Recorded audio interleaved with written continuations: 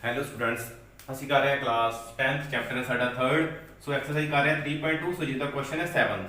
So question 7th साडे को है draw the graph x minus y plus 1 is equal to 0 and 3x plus 2y minus 12 is equal to 0।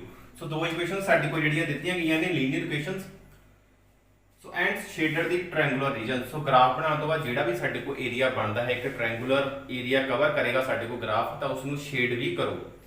ਸੋ ਕਰਨਾ ਕਿ ਅਸੀਂ ਇੱਕ ਗ੍ਰਾਫ ਬਣਾਉਣਾ ਹੈ, दो इक्वेशन साडे को दित्तियां गई हैं, फिर जिहड़ा ही ग्राफ बनता है उसके नाल जिस तरह भी लाइन्स इंटरसैक्ट करदियां हैं, तो एक जिहड़ा साडे कोई ट्रायंगुलर रीजन जिहड़ा बाउंड हो जाएगा। सो उसनूं असीं शेड करके जां उस दे विच किसी भी तरह दी उहनूं फिल करके रंग भर के किस तरह असीं दर्शा देना है। तो शुरू करते हैं। So solution. So first equation है साडे को x माइनस वाई। सो ये देखो +1 है, इसको असीं ट्रांसपोजिशन करते हैं तो साडे को -1 हो गया। ठीक है, दूसरी साइड ते साडे को वैल्यू चल गई। सो सैकेंड है साडे को 3x plus 2y minus 12y is equal to साडे को 12 आ गया। सो इस इक्वेशन ते इस इक्वेशन ते असीं दोवां दे पॉइंट्स पहला फाइंड करांगे। सो पॉइंट फाइंड करने के लिए असीं की करते हैं कि देखो साडे को x है, x is equal to minus y minus 1।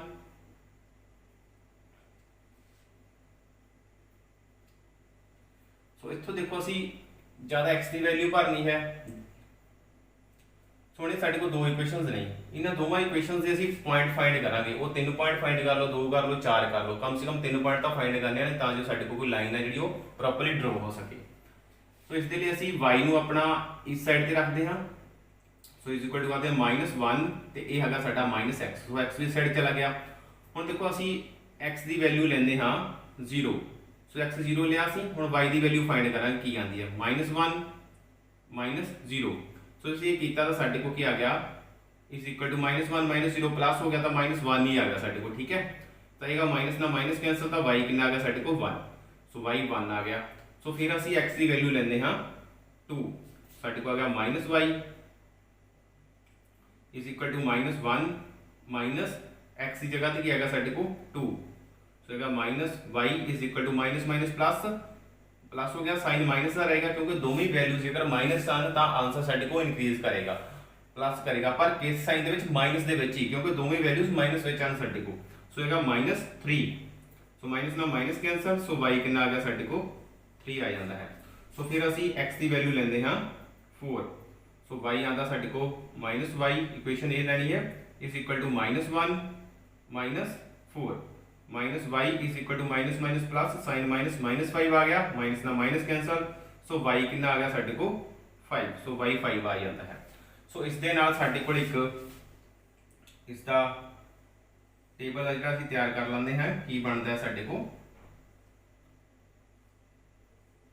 सो जिस दे विच साडे कोल की आया कि x ਅਤੇ y। सो x की वैल्यू 0 ਲਈ, 2 ਲਈ, 4 ਲਈ। सो जो x 0 सीगा तो y कितना आया साडे को 1। सो जो x 2 लिया तो y कितना आया 3। सो जो x 4 लिया तो y कितना आया 5। हुण इस तरह ही असीं अपने सैकेंड इक्वेशन दे विच करांगे। सो देखो साडे को 2y असीं इस तरह ले लैंदे हां ते इज इक्वल टू हो गया 12 माइनस आ गया 3x साडे को। ठीक है, हुण वैल्यू असीं पुट करदे हां अपनी, इस तो असीं होर प्रॉपर कर सकदे हां। Is equal to 3x divide कर दिंदे हां 2, ये 2 इधर डिवाइड हो गया। सो हुण असीं x की वैल्यू पहला 0 लैंदे हां। सो पुट करते हैं इस दे विच y is equal to 12 minus 3, इत्थे आ गया 0 ओवर आ गया 2। सो y आ जाएगा साडे को 12। सो 3 नूं 0 नाल मल्टीप्लाई करांगे 0 आ जाएगा। सो फिर 0 नूं असीं जेकर माइनस करांगे 12 दे विचों तो साडे को 12 या 12 ही रह जाएगा। सो 2 नाल डिवाइड करांगे, 2 1 2 2 6 12। सो y आ गया साडे को 6। सो ये फर्स्ट वैल्यू फाइंड हो गई। तो फिर असीं x की वैल्यू लैंदे हां 2। सो दैन साडे को y आंदा है 12 माइनस 3, इत्थे असीं x की जगह ते वैल्यू 2 लिखते हाँ, डिवाइड बाय आ गया साडे को 2। सो आ गया y is equal to 12 minus 3 2 6, 3 दूनी 6 ओवर 2। सो y आ गया साडे को 12 6 माइनस किते 6 बटा आ गया 2। सो 2 एकम 2 2 दिए 6। सो y की वैल्यू कितनी आ गई साडे को 3। सो इस तो बाद x की वैल्यू लेंदे आ 4। सो इत्थे पुट करते हैं इक्वेशन च y दे विच y is equal to 12 minus 3, इत्थे आंदा 4 साडे को divide by 2। So y is equal to 12 minus 4 3 12 over 2। So 12 minus 12 आ गया 0.2। सो 0 समथिंग कोई भी वैल्यू 0 के नीचे आए तो आंसर जिहड़ा साडे को 0 ही आंदा है। सो ये हो गया साडे को। सो इत्थे जिहड़ा साडे को टेबल इसका बन जाता है वो की बनता है ਸੋ x y, ਸੋ x ਦੀ ਵੈਲਿਊ 0 ਲਈ, ਅਸੀਂ 2 ਲਈ, 4 ਲਈ। ਸੋ ਜਦੋਂ x 0 ਲਿਆ y ਕਿੰਨਾ ਆਇਆ 6, ਜਦੋਂ x 2 ਲਿਆ y ਕਿੰਨਾ ਆਇਆ 3, ਜਦੋਂ x 4 ਲਿਆ ਤਾਂ y ਕਿੰਨਾ ਆਇਆ ਸਾਡੇ ਕੋਲ 0 ਹੋ ਜਾਂਦਾ ਹੈ। ਠੀਕ ਹੈ, ਸੋ ਇਸ ਤਰ੍ਹਾਂ ਸਾਡੇ ਕੋਲ ਜਿਹੜੀਆਂ ਵੈਲਿਊਜ਼ ਨੇ ਉਹ ਫਾਈਂਡ ਦੋਵੇਂ ਇਕੁਏਸ਼ਨਸ ਦੀਆਂ ਹੋ ਜਾਂਦੀਆਂ ਹਨ। ਹੁਣ ਇਸ ਨੂੰ ਅਸੀਂ ਗ੍ਰਾਫਿਕਲੀ ਦੇਖਾਂਗੇ ਕਿ ਇੱਕ ਗ੍ਰਾਫ ਜਿਹੜਾ ਸਾਡੇ ਕੋਲ ਕਿਸ ਤਰ੍ਹਾਂ ਇਸ ਦਾ ਤਿਆਰ ਜਿਹੜਾ ਉਹ ਹੁੰਦਾ ਹੈ। ਸੋ ਇਹ ਸਾਡੇ ਕੋਲ ਗ੍ਰਾਫ ਸ਼ੀਟ ਲੱਗੀ ਹੋਈ। ਸੋ ਇਸ ਦੇ ਵਿੱਚ ਸਾਡੇ ਕੋਲ ਦੋ ਲਾਈਨਸ ਹੁੰਦੀਆਂ ਨੇ, ਇੱਕ x ਐਕਸਿਸ x ਧੁਰਾ ਜੋ ਹੋਰੀਜ਼ੋਨਟਲ ਲਾਈਨ ਹੁੰਦੀ ਹੈ ਲੇਟਵੀਂ ਰੇਖਾ, ਦੂਸਰਾ ਹੁੰਦਾ ਸਾਡੇ ਕੋਲ y ਐਕਸਿਸ ਇਹ ਖੜਵੀਂ ਰੇਖਾ ਹੁੰਦੀ ਹੈ ਜਾਂ ਵਰਟੀਕਲ ਲਾਈਨਸ ਕਹਿ ਦਿੰਦੇ ਆ ਅਸੀਂ ਜਿਸ ਨੂੰ। ਠੀਕ ਹੈ, y ਧੁਰਾ। ਸੋ ਜਿੱਥੇ ਵੀ ਦੋਵੇਂ ਸਾਡੇ ਕੋਲ ਧੁਰੇ ਜਾਂ ਐਕਸਿਸ ਕੱਟਦੇ ਹਨ, ਇਸ ਪੁਆਇੰਟ ਤੇ ਕੱਟ ਰਹੇ ਹਨ, ਤਾਂ ਇਹ ਪੁਆਇੰਟ ਸਾਡੇ ਕੋਲ ਆਰੰਭਿਕ ਬਿੰਦੂ ਹੁੰਦਾ ਹੈ। ਸੋ ਪੁਆਇੰਟ ਆਫ ਰੈਫਰੈਂਸ ਕਹਿ ਦਿੰਦੇ ਆ ਅਸੀਂ। ਸੋ ਜਿੱਥੇ ਸਾਡੇ ਕੋਲ ਵੈਲਿਊ ਜਿਹੜੀ ਇਨੀਸ਼ੀਅਲ ਵੈਲਿਊ ਹੁੰਦੀ ਹੈ, ਸਟਾਰਟਿੰਗ ਨੰਬਰ ਹੁੰਦਾ ਹੈ 0 ਹੁੰਦਾ ਹੈ। ਸੋ ਹੁਣ ਦੇਖੋ ਸਾਡੇ ਕੋਲ ਮੈਕਸਿਮਮ ਵੈਲਿਊ ਦੇਖੋ ਕਿੰਨੀ ਆ ਰਹੀ ਹੈ, ਇਸ ਦੇ ਵਿੱਚ 5, ਇਸ ਦੇ ਵਿੱਚ 6, ਮਤਲਬ ਕਿ 6 ਆ ਰਹੀ ਹੈ। ਸੋ ਇੱਥੇ ਹੁਣ ਅਸੀਂ ਆਪਣਾ ਸਾਰੀਆਂ ਲਾਈਨਸ ਦੇ 6 ਤੱਕ ਦਾ ਗ੍ਰਾਫ ਜਿਹੜੇ ਪੁਆਇੰਟ ਨੇ ਅਸੀਂ ਉਹ ਸ਼ੋ ਕਰ ਲੈਣੇ ਹਨ। ਸੋ ਇਸ ਦੇ ਲਈ ਦੇਖੋ ਸਾਡੇ ਕੋਲ ਇੱਥੇ ਬਾਕਸ ਬਣੇ ਹੋਏ ਹਨ। ਇੱਕ ਬਾਕਸ ਜਿਹੜਾ ਇਸ ਸਾਈਡ ਦਾ ਬਣਿਆ ਹੋਇਆ ਹੈ, ਇਸ ਤਰ੍ਹਾਂ ਅਸੀਂ ਦੋ ਬਾਕਸ ਨੂੰ ਇੱਕ ਮੰਨ ਕੇ ਚੱਲਣਾ ਹੈ। ਠੀਕ ਹੈ, ਫਿਰ ਅਸੀਂ ਦੋ ਬਾਕਸ ਤੇ ਜਾ ਕੇ ਪੁਆਇੰਟ ਲਿਖਾਂਗੇ 2। ਠੀਕ ਹੈ, ਇਹ ਸਾਡੇ ਕੋਲ ਹੋ ਗਿਆ 1, ਇੱਥੇ ਸਾਡੇ ਕੋਲ 2 ਆ ਜਾਂਦਾ ਹੈ, ਇਹ ਆ ਗਿਆ 3 ਐਂਡ 4 5 then फिर 6। सो इधर 1 2 3 4 6। सो -1 -2 -3 -4 -5 एंड -6।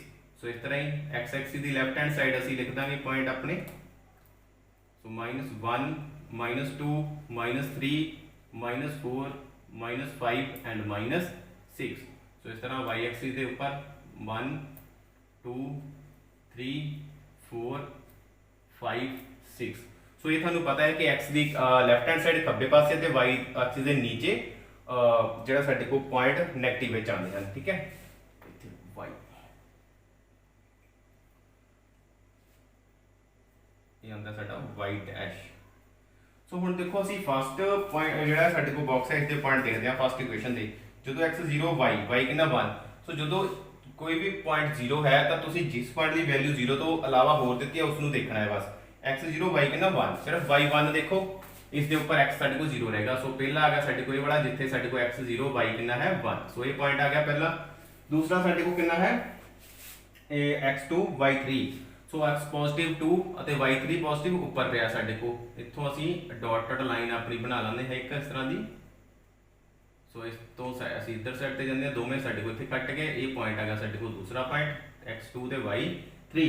ਸੋ ਫਿਰ ਦੇਖੋ x4 y5 ਹੈ। ਸੋ x4 ਪੋਜ਼ਿਟਿਵ ਇਹ ਰਿਹਾ ਸਾਡੇ ਕੋਲ ਤੇ y5 ਉੱਪਰ ਪਿਆ ਹੈ। ਸੋ ਅਸੀਂ ਉੱਪਰ ਵੱਲ ਜਾਵਾਂਗੇ ਇੱਥੋਂ। ਇਹ ਦੇਖੋ ਸਾਡੇ ਕੋਲ ਅਸੀਂ ਇਸ ਤਰ੍ਹਾਂ ਡਾਟਡ ਲਾਈਨ ਬਣਾ ਲੈਂਦੇ ਉੱਪਰ ਵੱਲ। ਸੋ ਇਹ ਦੇਖੋ ਸਾਡੇ ਕੋਲ ਇਸ ਤਰ੍ਹਾਂ ਕੱਟ ਕਰਦੇ ਹਾਂ ਤਾਂ ਸਾਡੇ ਕੋਲ ਆ ਗਿਆ x ਦਾ ਪੁਆਇੰਟ 4 ਤੇ y ਦਾ ਪੁਆਇੰਟ 5। सो फिर साडे को आंदी है इक्वेशन सेकंड। सो x0 y6 x0 y6। सो पहला पॉइंट आ गया अपने कोई वाला 0,6। सो फिर साडे को x कितना 2 ते y कितना 3। सो x2 y3। सो दोवें पॉइंट सेम आ गया साडे को। दूसरी इक्वेशन च भी इत्थे आ गया साडे को ये आ गया।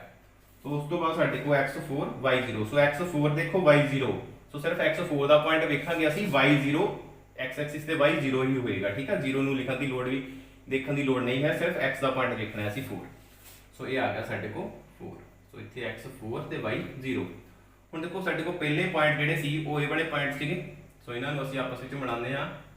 इस पॉइंट नूं इहदे नाल ज्वाइन करता। सो इस पॉइंट नूं असीं अगले पॉइंट नाल ज्वाइन कीता तां साडे को एक जिहड़ी ये रेखा जिहड़ी है वो तैयार हो जाती है। सो फिर साडे को एक पॉइंट है, इस नूं असीं इस पॉइंट नाल ज्वाइन कीता। सो इस पॉइंट नूं असीं नीचे जो पॉइंट है साडा उस दे नाल ज्वाइन करदे हां, ये कर देंगे हैं साडे को। ठीक है, इसनूं भी थोड़ा एक्सटेंड कर देंगे हैं। सो फर्स्ट इक्वेशन की है साडे को x - y = -1। सो ए साडे को जिहड़ी है x - y = -1 इस इक्वेशन की लाइन बनी है। सो दूसरी साडे को है 3x + 2y = 12। सो दूसरी जिहड़ी लाइन बनी है वो साडे को इस इक्वेशन की बनी है। हुण देखो साडे को दोवें लाइनस जदों आपस में कट्टियां तां साडे को इस पॉइंट ते कट रहीआं हन। सो जो कट रही हैं तो साडे कोल एक देखो ट्रायंगुलर एरिया जिहड़ा वो बन रहा है। ठीक है,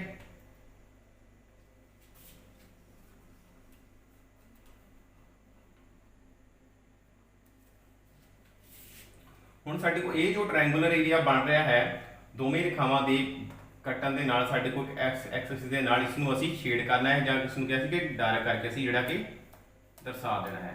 ਸੋ ਇਸ ਤਰ੍ਹਾਂ ਇਹ ਸਾਡੇ ਕੋਲ ਇੱਕ ਟ੍ਰਾਇੰਗੂਲਰ ਰੀਜਨ ਜਿਹੜਾ ਹੈ ਇਸ ਦੇ ਵਿੱਚ ਉਹ ਆ ਜਾਂਦਾ ਹੈ। ਠੀਕ ਹੈ ਜੀ, ਇਸ ਤਰ੍ਹਾਂ ਅਸੀਂ ਇਸ ਨੂੰ ਕਿਸੇ ਵੀ ਅਲੱਗ ਕਲਰ ਦੇ ਨਾਲ ਜਾਂ ਤੁਸੀਂ ਕਿਸੇ ਵੀ ਤਰ੍ਹਾਂ ਪੈਨਸਲ ਦੇ ਨਾਲ ਜਿਹੜਾ ਕਿ ਕਲਰ ਨੂੰ ਅਲੱਗ ਕਰਕੇ ਜਾਂ ਕਿਸੇ ਵੀ ਤਰ੍ਹਾਂ ਤੁਸੀਂ ਜਿਹੜਾ ਕਿ ਉਹ ਜਿਹੜਾ ਹਾਈਲਾਈਟ ਏਰੀਆ ਜਿਹੜਾ ਉਹ ਕਰ ਦੇਣਾ ਹੈ। ਸੋ ਇਸ ਤਰ੍ਹਾਂ ਇਹ ਸੀ ਸਾਡਾ ਐਕਸਰਸਾਈਜ਼ 3.2 ਦਾ ਕੁਐਸਚਨ 7। ਸੋ ਜਿਸ ਦੇ ਵਿੱਚ ਸਾਡੇ ਕੋਲ ਦੋ ਇਕੁਏਸ਼ਨਸ ਦਿੱਤੀਆਂ ਗਈਆਂ ਸੀ ਤੇ ਸਾਨੂੰ ਇੱਕ ਗ੍ਰਾਫ ਡਰਾ ਕਰਨ ਦੇ ਲਈ ਕਿਹਾ ਗਿਆ ਸੀ ਤੇ ਗ੍ਰਾਫ ਡਰਾ ਕਰਨ ਤੋਂ ਬਾਅਦ ਸਾਨੂੰ ਇੱਕ ਰੀਜਨ ਦਰਸਾਉਣ ਲਈ ਕਿਹਾ ਗਿਆ ਸੀ ਕਿ ਦੋਵੇਂ ਲਾਈਨਸ ਦੇ ਨਾਲ ਜਿਹੜਾ ਵੀ ਰੀਜਨ ਬਣਦਾ ਹੈ ਉਸ ਦੇ ਵਿੱਚ ਟ੍ਰਾਇੰਗੂਲਰ ਰੀਜਨ ਜਿਹੜਾ ਆਉਂਦਾ ਹੈ ਉਸ ਨੂੰ ਜਿਹੜਾ ਤੁਸੀਂ ਕਿ ਡਾਇਰੈਕਟ ਕਰਕੇ ਜਿਹੜਾ ਕਿ ਦਰਸਾਉਣਾ ਹੈ। ਸੋ ਉਮੀਦ ਕਰਦਾ ਹਾਂ ਕਿ ਕੁਐਸਚਨ ਜਿਹੜਾ ਤੁਹਾਨੂੰ ਕਲੀਅਰ ਹੋ ਗਿਆ ਹੋਵੇਗਾ। ਸੋ ਜੇਕਰ ਕੋਈ ਵੀ ਪ੍ਰੋਬਲਮ ਰਹਿੰਦੀ ਹੈ ਜਾਂ ਕੁਝ ਤੁਹਾਨੂੰ ਡਾਊਟ ਹੈ ਤਾਂ ਤੁਸੀਂ ਕਮੈਂਟ ਕਰਕੇ ਦੱਸ ਸਕਦੇ ਹੋ। ਸੋ ਗੱਲ ਉੱਥੇ ਆ ਜਾਣੀ ਫਿਰ ਸਾਡੀ ਕਿ ਤੁਸੀਂ ਪ੍ਰੈਕਟਿਸ ਜ਼ਰੂਰ ਕਰਨੀ ਹੈ। ਬਿਨਾ ਪ੍ਰੈਕਟਿਸ ਤੁਹਾਨੂੰ ਕੁਐਸਚਨ ਜਿਹੜੇ ਉਹ ਕਲੀਅਰ ਨਹੀਂ ਹੋਣਗੇ। ਸੋ ਇੱਕ ਕਲਾਸ ਦੇਖਣ ਤੋਂ ਬਾਅਦ ਕੁਐਸਚਨ ਨੂੰ ਆਪ ਖੁਦ ਟਰਾਈ ਕਰਕੇ ਜ਼ਰੂਰ ਵੇਖਣਾ ਹੈ। ਸੋ ਥੈਂਕ ਯੂ, ਮਿਲਦੇ ਹਾਂ ਨੈਕਸਟ ਕਲਾਸ ਵਿੱਚ ਨੈਕਸਟ ਕੁਐਸਚਨ ਦੇ ਨਾਲ।